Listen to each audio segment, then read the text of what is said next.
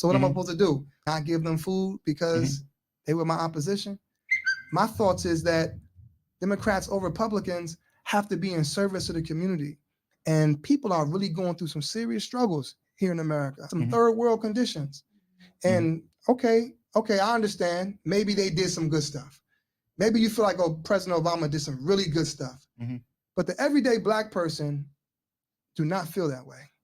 Strategic moves with Kenn.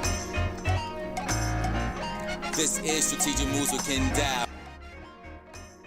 What's up, everybody? You tuned in to another episode of Strategic Moves. I'm your host, Kenn.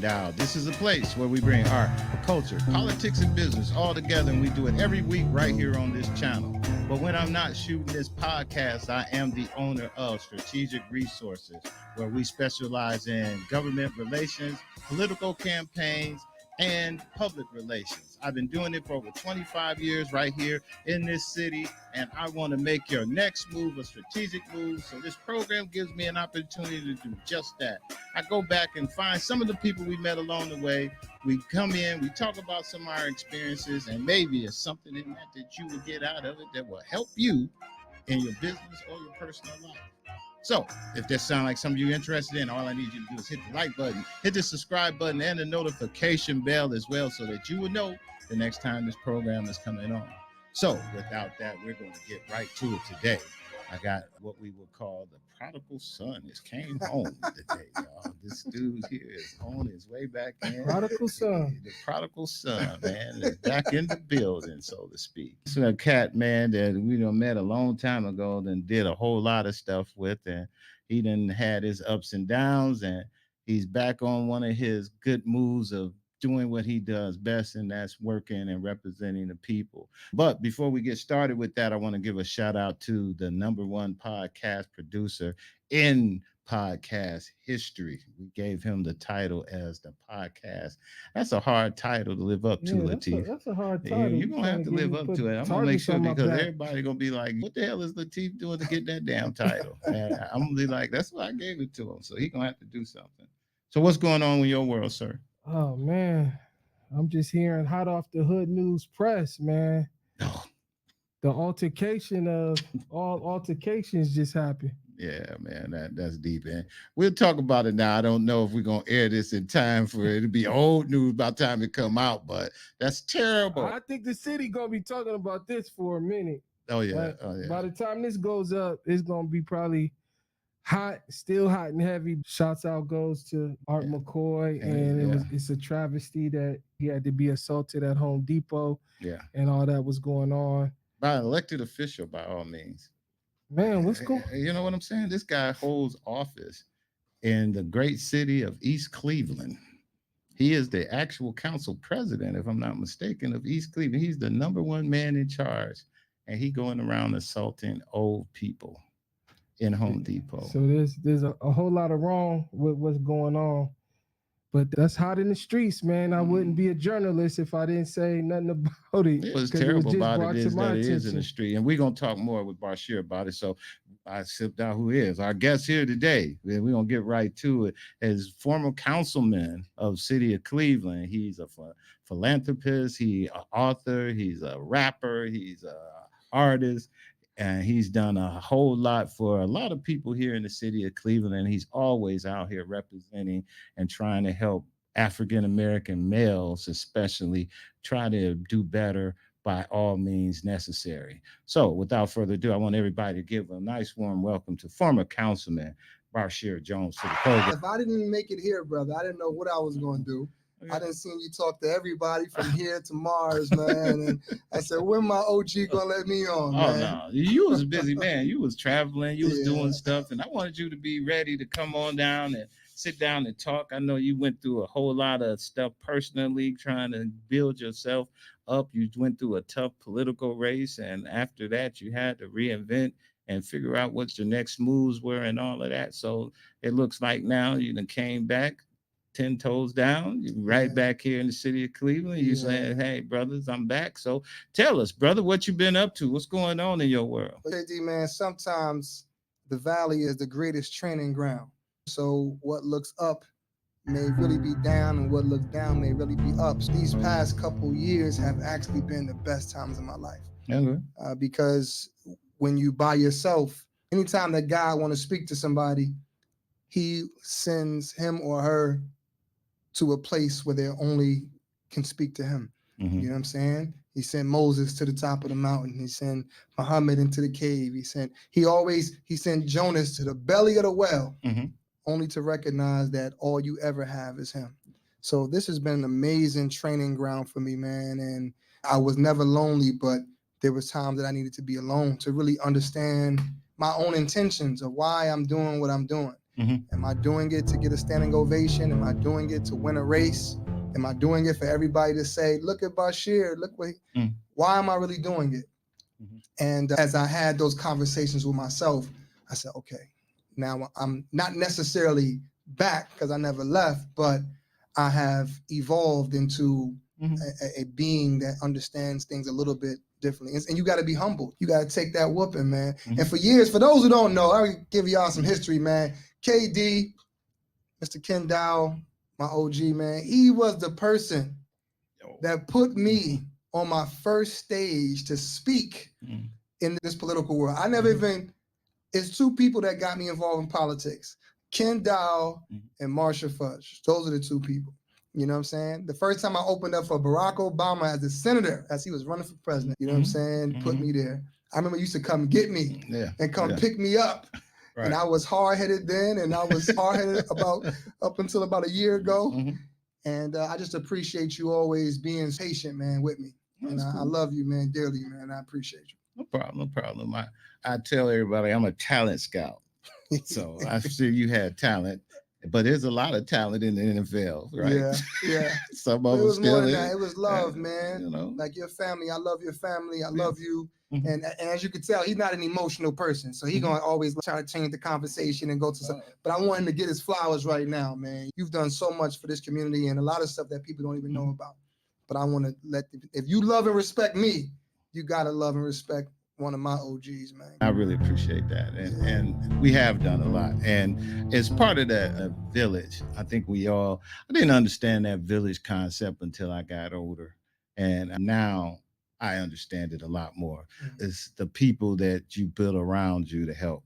Ever since I've been in business, there's people all the time that is helping me out, that's always around, that you done met them, like you say, the family, extended family.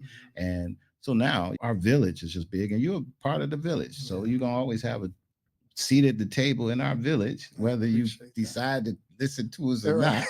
But you have a seat there. Everybody don't listen to everybody, but everybody got to understand what the mission is about taking care of each other. And that's what's important. And that's why I'm ferociously protective. KD, you know what I'm saying? Mama Fudge, Yvonne Pointer, Tim Roberts. It's a whole heck of a lot more people. And even like Latifah talking about Art McCoy. And I think that in this city, there has been a concerted effort, unfortunately, by Black people themselves, who have been more like gatekeepers. And because there's no reason that you should not be the Arnold Pinckney of our time. And you are that for me, you know what I'm saying? But there's people who are in place who don't want to see you go to that next level, unfortunately. And as a result of it, our community suffers from it. And this is what I'm telling people. The whole country won't get better until the east side of Cleveland get better. Yeah, the whole country. Now, why you say that? How you apply that to the whole country? Because Cleveland has always been the largest city in Cuyahoga County, the most impactful city, especially when it comes to voting, especially for the Democrats, right? Cuyahoga County has always been the most important county, or especially for the Democrats in Ohio. Ohio has always been, it's transitioning now, but has always been a swing state for the presidential election. So no person that ran for president could ever not come to Ohio, could never not come to Cleveland, could never not come to the east side of Cleveland. But still, even though we have majority Black council members, we have a Black mayor, we have Black people in these quote unquote positions of power, and Black people are still suffering. And why is that? Because people enjoy their crumbs and they don't want to share a piece of the pie.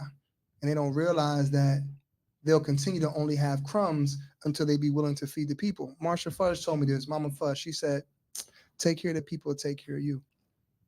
And she always made that When I interviewed her on my radio show, she was like, there's a difference between an elected official and a public servant.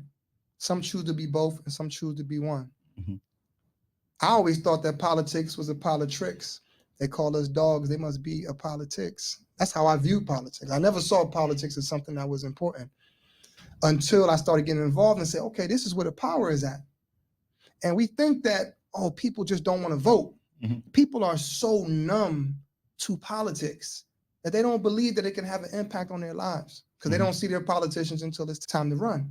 So what was different about when I was the councilman in Ward 7 and just in politics, we started to bring this to people who never considered politics before, to the younger people, and even some of the older people who just didn't think politics was important. But when I became councilman, boom, this part go up, this part go up, that part go up, these new buildings, these developers who are Black who are finally saying we're finally getting an opportunity. $500 million of investment in Ward 7 in the past 4 years. Go back and look at Ward 7. You're going to see the Cleveland Foundation. You're going to see a new Dave supermarket. You're going to see Eagle Foods. You're going to see Link 55. You're going to see Magnet. You're going to see, you know what I'm saying, the Innova project. You're going to see a new dentist school. You're going to see all the different housing that is built. All that happened. Go back and look at the papers and you're going to see whose signature was on those. So let's talk about that. So why didn't you stay the councilman? Why did you want to run for mayor? Good work there and the people needed you. So why didn't you just? I'm a knucklehead and you know that It's not being a knucklehead. I mean, you had your reasons. It was a knuckle. I was impatient. Sometimes a knucklehead just means someone that's impatient. And I figured, man, if I could do this in Ward 7, then I can do this for the entire city. Okay. Because I know in order to uplift this city, you're going to have to uplift the east side of Cleveland. You're going to have to uplift the areas of people that don't really vote, of people who may not be as literate, of people who are dealing with poverty, of people who are most violent. Isn't that the way of Jesus? Isn't that the way of Moses and Muhammad and Mary to take care of the least of these? They don't want to take care of the least of these. So I thought, well, man, if I did this in Ward 7, then I could do this for the entire city. That was my ignorance. So what did you learn from that? I learned that I was ignorant. Is it ignorant or? Ignorance just means that I didn't know. I didn't know, and I didn't tap into the wisdom that was around me, like you, like other elders who said, Basheer, it's not your time. I looked at that as, what you mean it's not my time? God is the only one that tells me it's my time. Who are you to tell? Sometimes God send you people, and they send you that wisdom. And you had that conversation with me and Sam and others who I love and adore, and I didn't listen. And you know what's crazy, man? Even though you told me that it wasn't the best idea, you still stood with me. And I appreciate you for that. Because I think that everything happens in a way that God wants it to happen. So what did it spark? It sparked something amazing. It sparked something amazing where now people are more involved in politics. If I were to run again in the upcoming election, I will win. You believe so? No doubt about it. No doubt. People are woke. They were just 4 years behind. They know. They didn't know. Now they know. All right, let's go. All right, because I told you, we going to keep our time on this one. I know. All right, so we're going to move on. So after you lost the election and you went through, like I said, you was redoing your thing, you left here and you went to Houston for a little while, which is totally different. I remember you was talking to me about that and you was like, hey, I got an opportunity down there. And I was like, might be good to clear your head and get into something new down there. So tell me, what was the difference in the Houston experience and what you did down there versus that? Because that opened you up into a whole lot of other things that we're going to talk about. So what was the Houston experience like? Before I went to, it was Dallas. Dallas, but, okay. And let me say, this is important for everybody tuned in. You got to have somebody that you can call, that you can get advice from, that you can get wisdom from. You got to have that. We all got a teacher. We all got teachers. So if you don't have a teacher that you can get information from and get wisdom from, then you're going to be lost. So KD has always been like a father to me, man, been a mentor for me. So anyway, so he's been a part of that journey as far as conversation. Before I went to Dallas, I went to Senegal though. Okay. I spent time in Senegal. I went to Gorée Island and there was a release that I felt in the slave dungeons in Gorée Island. And it was initially when I walked the island, I was just crying like, this is where it all started at. There was two things I had to forgive in order for me to elevate myself or change my perspective. And it happened on Gorée Island. When I was inside the slave. 1 second. Lateef, Can you turn his mic down? All right. When I was on Gory Island, two thoughts came to my mind, two voices I heard. One, when I was in this small slave dungeon at the point of no return, the door of no return, a message said to me, we are not victims, we are victorious. And that touched me because I always seen my ancestors who experienced slavery as victims, when in reality, they were victorious. The very fact that I was returning was a sign of the victory, even though there's the bumps and bruises you got to go through in order to get to the victory. That's correct. The second thing I had to forgive was my own father, because I always hated my father for not being there in my life. So as a result, I felt like a double victim. I felt like a victim because I'm a black man because of the history of slavery in this country. And I felt like a victim of being a young boy who felt abandoned by his father. Those are the two things I had to release.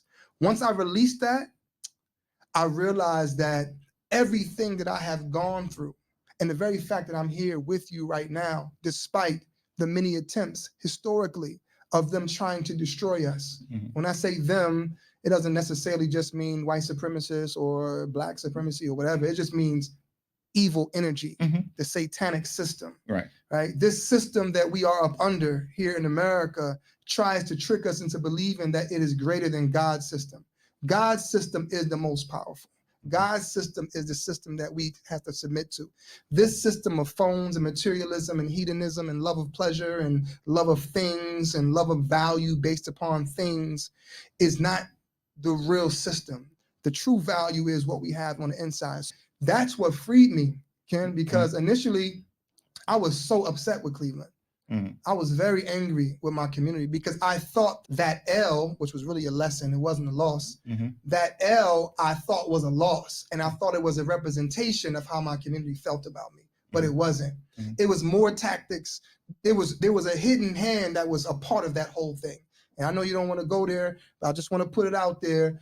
Power, in the words of Marcus Garvey, power never concedes to power is something that is not as given, but it's something that must be taken. So when Mayor Jackson left, recognized that there had to be someone who got into that position that in their mind that was more amicable with corporate Cleveland. And I will never be amicable to corporate Cleveland. I will never be amicable to corporate America because corporate America, corporate Cleveland, any corporation, they benefit off of sucking the blood of the people. That is where they get their food. And I would never be okay with that. So I went to Dallas. Slide that on in there real quick while we talking. I'm sitting there like, you say, I know you want to go there, but I'm going to go there. We hear you loud and clear. Okay. All right. So back in Dallas. So I went to Dallas. It was interesting, KD, because you're Muslim, and you know what happened October 7th.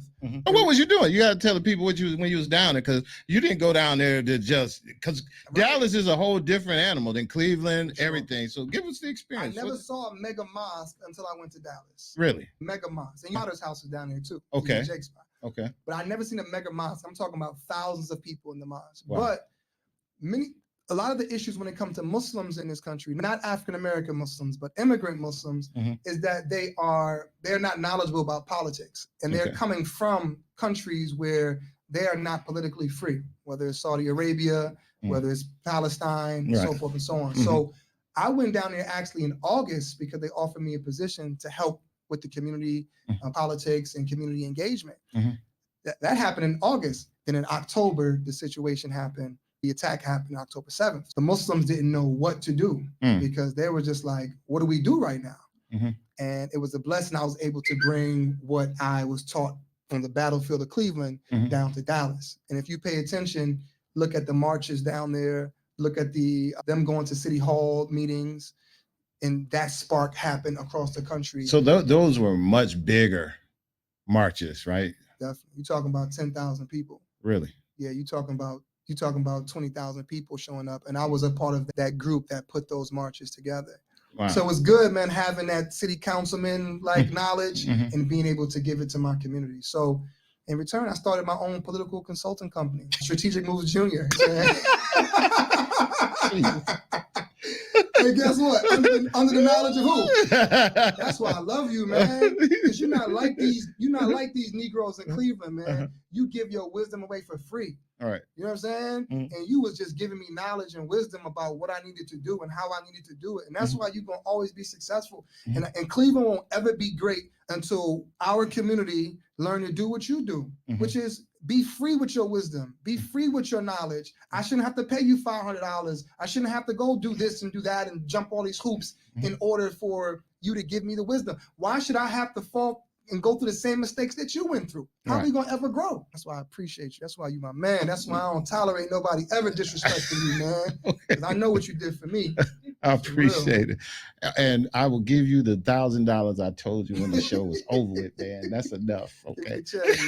So down there, now you say then the attacks happened and all of that, then that turned into leading into protests and that kind of thing. And along the way, how did Cornel West fit into this thing? Man, well, Dr. West, man, I've always been a student of his as a quasi-philosopher and quasi-psychologist. My degree is African studies, but being Black in America, you have no choice but to be a philosopher and to be a psychologist, or you're gonna go down. So anyway, because of the work I was doing in Dallas, he came to an event, Dr. West. He came to an event that we did. The African American Muslim leadership in Houston did a major event where during February, they brought Muslim Black leaders from across the country to give speeches in all the mosques. Like Houston and Dallas, you're talking about hundreds. Like in Houston, it's like maybe 150 mosques. It's like big. Okay. Dallas, the same thing. So he came to an event that I was hosting, and he appreciated the way I was hosting it. And he began to talk to me about some things and had some dialogue with me. Senator Nina Turner also made some connections for me. And we talked, and he asked me to be a part of his campaign. And this was the first time, Ken, where I did something that wasn't politically motivated. I did it because I did it with my heart. And I think that the difference now, where I'm at today, you still can feel the same passion, of course, and the same love, is to do things with my heart, to don't do things for political reasons. Because at the end of the day, your soul is going to be the thing that suffers. And that's how I view service in my community. When I was a councilman or just an activist or travel around the globe, as I said, Senegal and Gambia, we meet with the presidents there and talk about how we can build the bridge between the African diaspora, African Americans, Senegalese, Gambians.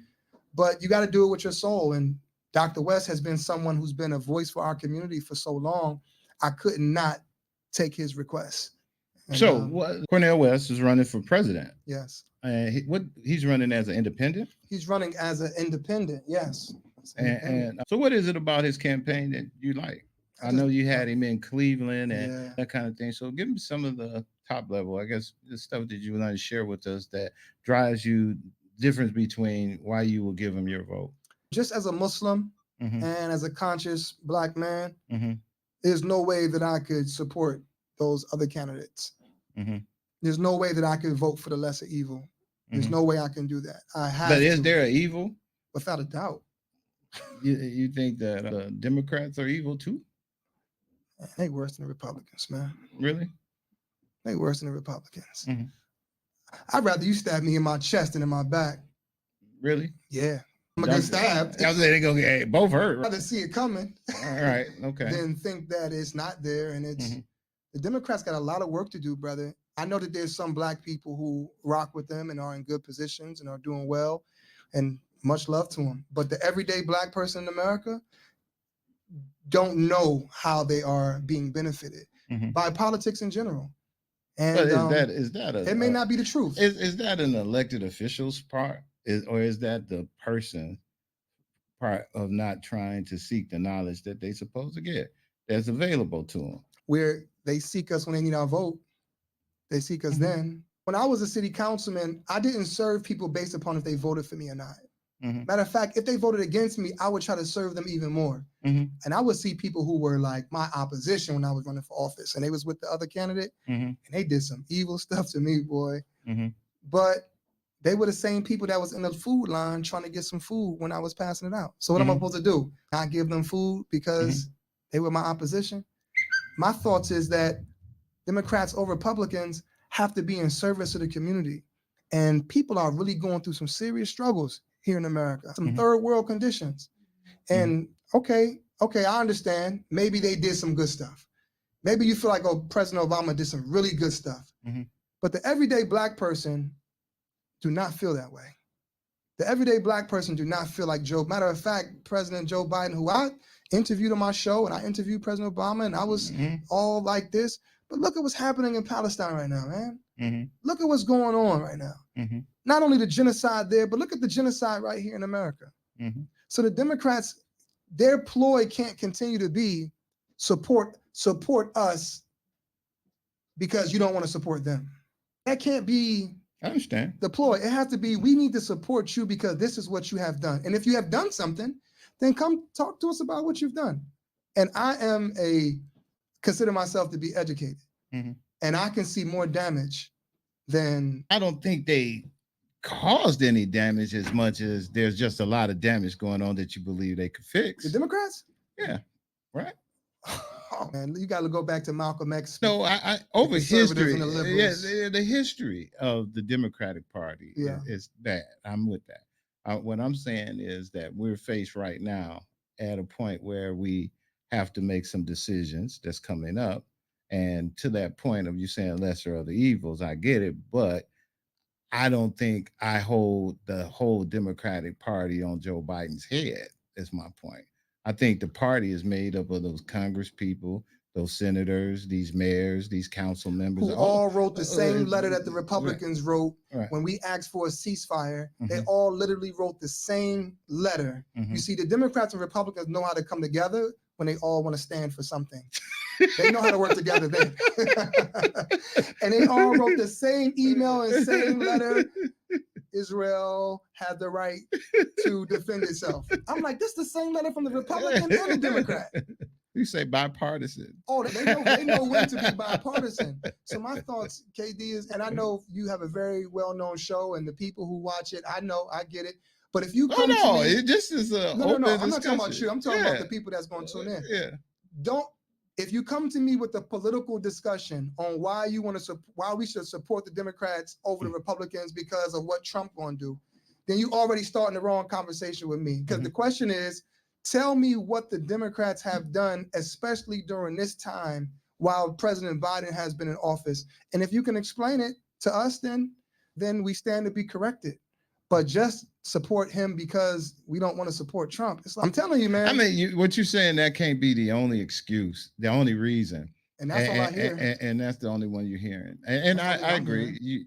There has to be a bigger reason. And to that point, that gives us a chance to pivot a little bit, because we're going to be having these discussions. Yes. We're going to be putting these barbershop talks together, and you're going to be a part of those discussions and get an opportunity to do that. So people, we want you to tune in. We're going to be going around to Cuyahoga County. We're going to do some up in Akron. We're going to Cincinnati. We're going to Columbus. And we're going to be bringing brothers together to sit down and talk a little bit about what's going on with African Americans. We're calling it, what's the title of it? We call it, Cutting the Stigma of African American vote, cutting the stigma, African American male vote. And we're going to talk a little bit about that. And we're going to also do, believe it or not, our podcast, we're going into beauty shops too. We're going to do some beauty shops. We're going to sit down with the ladies. Most powerful people in our community. And we're going to talk to the ladies also. So our podcast, Strategic Moves, along with, sponsored by Voices for a Better Future.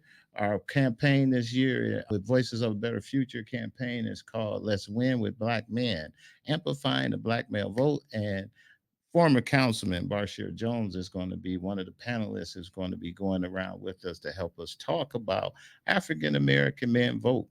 And before it's over with, this brother's going to vote for Joe Biden.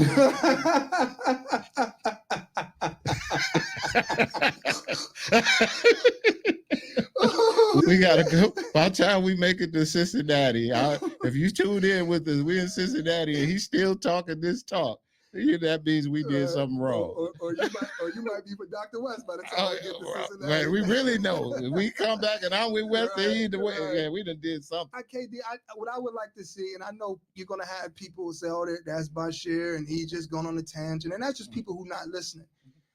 If you think that what I'm saying is just like off the rocker, you are not spending time in places where I'm spending time at. You are not talking with the grandmothers and aunties and uncles and young people who are doing time behind bars and parents who have an issue with trying to take care of housing and grandmothers who living in these big old houses and got to sell it because the bank won't.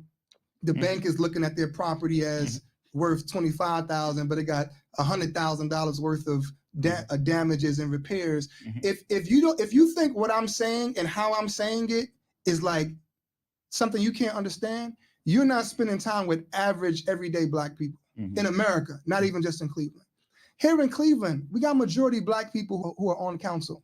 Okay, why hasn't there been any investments on the east side of Cleveland? Like we was debating that when I was running for mayor, and we talked about the importance of east side being invested in. No investments. The wealth has to shift. You can't talk about the violence on the east side of Cleveland, but not talk about the violence that's taking place in boardrooms where Black people don't have opportunities. Go to any institution in the city of Cleveland, and you're gonna find people that look like me pushing the cars and not in upper administration. Why is that? Why is it that there's no CEO in any company in the city of Cleveland? I'm talking about Fortune 300, 400, 500, whatever, that are I'm talking about school district. I'm talking about anything that we have power over. Why ain't nobody from Cleveland in these positions? The nonprofits, whoever. Because most of the people in Cleveland leave. No, man, that's not They it. leave. That's not. Why do they leave? Oh, that's what I'm saying. They gotta leave.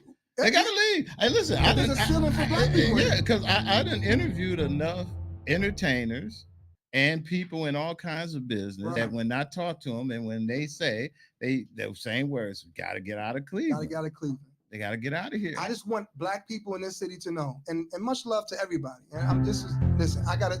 What else I learned after coming from out of that valley is, man, my voice. I speak up for my community. I have to speak up for the people who are the voiceless. I have to be their translator.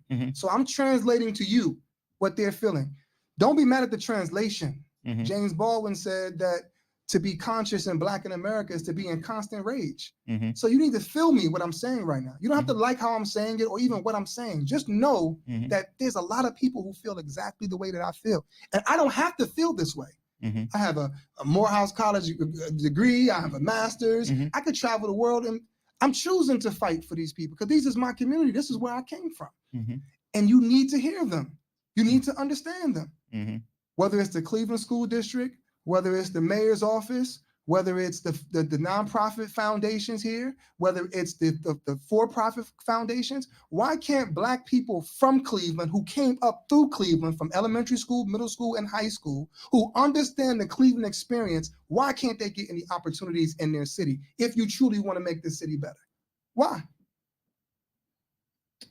And this ain't new neither. Because of the gatekeepers. Come on. Now let me ask you a question, because we're gonna keep on our time, and Basheer's not going nowhere. You guys will see him quite often. What do you think the school is coming out with a school levy? What's your thoughts on the school levy? First of all, I told the brother, who was a friend of mine, I said, brother, you gonna do a levy? No, brother, I ain't gonna do no levy. Okay. Now, the statement I made to the brother is, why they come up with this news story about you or about the school district needing money? Why they come up with it when you was in there? You just got there a couple months ago. Why they just do a story on it? Why they didn't talk about this when the last CEO was in office? You know why, brother? What they do better than us? They take care of their people better than we do. Get him up out of there. Make sure he got a good, comfy position somewhere. We're gonna get the brother in there, and now a news story come out. Boom. You need a levy. Why? Because if you want to pass a levy, you ain't passing it without Black people. Okay. So you got to put a Black person in there. That's what you believe. Come on, man. KD, why would they come out with a news story about the school district needing money? Why would they come out and the brother just been there for 6 months to a year? Why would they just come out? Why they didn't come out with it 2 years ago, 3 years ago? They actually did levies prior to that. I ain't talking about the levy. I'm talking about the story that talked about the school district. They're going through a massive layoff right now in the school district. Why is that? Because they ain't got no money. Why don't they? Because CMSD does a terrible job of managing their dollars. Now, tell me the last CEO from this Cleveland Metropolitan and back at Cleveland Municipal School District who was Black and from Cleveland. Just give me one. That was black and from Cleveland? Black and from Cleveland. CEO of the school district. I don't think we ever had one. Okay. So who would be better? You got little brothers like young brother Derek Holyfield, Terrence Mitchell, these young black who went to East Tech and went to East High, went to Glenville, went and got their masters and PhD. You got brother Jolly who over there at Warrensville, who's a superintendent over there. Why wouldn't he make Miss Jackie Bell, who she could have been the CEO over at Glen, CEO of the school. Why wouldn't they have somebody who understands the Cleveland experience over the school district? Why is that? That's choice. Okay, who chooses? The mayor. Okay, there you go. Come on, talk to me, brother. So my question again. Talk to me. Question again. They're going to have a school levy. Do you believe that they should pass a school levy? What I believe is that, and let me be clear, this is where they can see me at. Yeah, that's your cap. I am in opposition to any levy until certain things is made clear of how our community is going to be affected by it. So let's go. So I will be in opposition to a levy. I got it, and we got 7 minutes, so we're gonna end on this one, on this levy thing. I want to ask you when you say that, because you are somebody who says you fight for the community. You have a reputation of doing that, and that's what you've been doing. And I know that you're a product of CMSD, and that's your thing. So right now you're saying that you don't believe that the kids ought to get an opportunity because of this levy. No, because that's what's happening. You know, I recently became a substitute teacher. I got it. So I recently became a substitute teacher. Did you know that? I know. That's why I'm laughing about brother. I've been in the classrooms, and I want to take a moment to say to every teacher out there, may God bless you. Every principal, every superintendent, specifically the teachers and principals, may God bless you. I did 2 classes, and I'm telling you, I'm ready to retire already. I'm ready, man, brother. The conditions within the schools, brother, is worse than you can ever imagine. Wow. If we're pushing for a levy, what is that money going towards? What's the game plan? What's the game plan to get more Black and brown people teaching in the school district? Okay. What's the game plan to make sure that there's more programming, you know what I'm saying, after school programs, social emotional learning? When do we start the process of feeding our children better, school lunch? When do we, I know these are some of these state things. I know these are some state things, but as a school district, we could go and push for these type of things. When do we start? We got to say yes, but I've had plenty of young people who come to me and say yes, they wasn't able to get any scholarships and able to get any funding. I know who really runs the school district. Okay. We know who really runs the school district. And it's the nonprofits of the city of Cleveland who really run this thing. Interesting. All right. And they have a major choice in who becomes the CEO of the school. You can't put them in without having certain conversations with certain organizations in the school. If not, then these school districts don't get the funding, supposed funding that they're supposed to get. What is the game plan? There has to be a plan. It can't just be, you got to take care of the kids. It can't be that because that's just a ploy. How are we helping these babies? And I'm telling you, if you go inside the schools, KD, and you spend time, I am fearful of what this next generation is going to be. I'm fearful. I've never seen anything like it. I go to the schools, I go to the juvenile detention center. I was talking with a young boy, juvenile detention center, 13 years old, in jail for attempted murder. Okay? The village is in shambles in our community. And institutions are using the fact that we're trying to survive, using that ignorance to push and get things over by just saying, oh, we just taking care of the kids. No, it has to be more than that. So that's why I wanted you to explain that, because I don't want it to be, oh, Basheer's just bitter. Oh, Basheer. Say that, man. But I think they're gonna say it anyway. But I think it's safe to be. You know what else I learned in the Valley, KD? What's that? I don't give a damn what they say, because they don't even have the courage to do the work that we've been doing. Yeah, that's true. And it's easy for them from the back, from the crowds, to look at us on the game. Them cats be booing LeBron. Boo! LeBron, how you ain't hit that free throw? Dude, you was at Zelma George court. It wasn't nobody out there. You shot and you missed. How you think LeBron gonna do with 20,000 people booing him? Right. See, cats can talk from the crowds, but they're not in the game. That's true.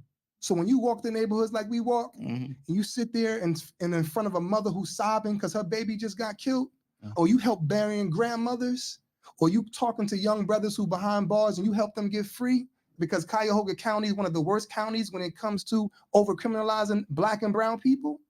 Man, what do I care about what they talking about, brother? They just talking because they in the crowd. But once you get in the game Mm-hmm. and you want to court with me, Right. then you're going to appreciate more of the work that we're willing to do. And you're going to understand the passion Mm-hmm. behind what I'm saying Mm-hmm. and the urgency Mm-hmm. behind what we're saying. So we're willing to work with everybody, KD, but you're not going to just work with us because we supposed to do it. No. Mm-hmm. We done with that. Mm-hmm. We done with that. Or you need us because it's something you want.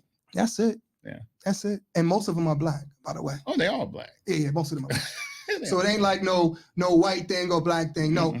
some of the worst people for this city of Cleveland, they look just like you and me. That's correct. They look just like you and me. That's why I love you. That's why I love Marsha Fudge. You understand? That's why I love certain people and others. We know what you say behind our backs. Mm-hmm. We know. Yeah, that's true. But just understand that this is our city. Mm-hmm. And the very young people that you're afraid of, they all love me Mm-hmm. because I take care of their families and I'm there for them. So while you are spending time trying to battle with me, you don't know that we can stop the violence. We stopped the violence in Ward 7. You know how? And your youngins that I would bring around, Mm-hmm. the youngins who was on the mayor's race Mm-hmm. and who I sat down with Mm-hmm. and brokered deal, we saved lives because of that. Mm-hmm. So I'm their translator. And it's also my job to translate this to them so that they can understand. And I just, once again, before we close, just want to tell you, man, how much I appreciate you, man. And please, Lateef, don't cut this out, man. Don't cut it out, brother. How much I appreciate you, man. I thank you. You could have been giving up on this city, but you didn't. I thank your wife. I thank your family. You know what I'm saying? Your amazing daughters, your son, who share you with us, man. And thank you for putting on this show. And, you know, sometimes you got to go through things to learn certain lessons. And I've made a lot of mistakes. And my mistakes can never make me stop this mission that God has given me. So if you could do it all over again, if you could just reset and go back, would you have ran for mayor at that particular time, or would you have waited and did something else? Lateef, it's so hard because of all the beautiful lessons that I learned. It's like I wouldn't even want to take away the lessons that I learned and how the mistakes that I made, how it really cleared so many people from around me and people who I would have never, if I would have won mayor, I would have been messed up, man, because I just wasn't mentally prepared. I didn't understand what Cam's Corner was going through. I understood the corner of Huff, but I didn't understand Cam's Corner. I didn't understand what was going on in Bel Air. I didn't understand what was happening on the West Side because most East Siders don't go to the West Side. That's correct. That's right. When you from Cleveland, you understand that. Everybody else don't understand that. But you from Cleveland, we never went to the West Side unless we was moving there because we thought it was better. But we never moved it. You can exist in Cleveland for your whole life and not go to the never West go Side. to the West Side of Cleveland. That's correct. And vice versa. So I learned a lot, brother. I don't regret anything. I'm happy. I will say the lessons that I learned is to be more patient. And that I remember George Forbes, anybody know Mr. Forbes, man, you know how he talk. So he's like, man, I ain't gonna curse. But he said, man, a Rolling Stone don't gather no moss. You understand that, man? Do you goddamn understand that? I was like, yes, sir. So he was basically telling me that I'm moving around the world too much. And if I want to make a change, I need to get focused. And when he told me that, that's when I won city council. You, George Forbes, Marsha Fudge, what made Samir was major reasoning behind that. So I appreciate you. And I appreciate you, KD. I thank you, man. So what we're going to do, it's like we want to thank you for coming on our program as always. Like I told everybody, we're going to be doing a whole tour around the state. And you'll be watching us as we go around and do our barbershop talks, and you'll hear more from former councilman Basheer Jones. And in the description and a link, we'll have all the ways that you can reach out to the councilman and reach out to him and talk with him about the stuff that was going on or anything that you got going on, and how you can get contact with him about his books and all the other stuff he got going on in his life. But right now, Basheer, what we do is we give you this camera right here, where you get up, take your time, say whatever you want to say to the world, as your Cat Williams moment. No dreams of making it to Harvard, The young boy, he just trying to get off of Harvard. Never had a daddy, he don't feel like being fathered. So when you talk to him, he don't feel like being bothered. No dreams of making it to Broadway, because on Broadway, young boys will kill you in broad day. I'm trying to bring union because it's superior, but people feel like love is inferior. And you ain't gotta be no saint, clear? To have a beautiful interior. I'm trying to make it to this garden valley called heaven with all my kinsmen and my brethren. I came a long way, shit, many miles, cried many tears, plus I smiled many smiles. I never thought that I would even see my 30th. Strategic moves with Kenn. This is Strategic Moves with Kenn.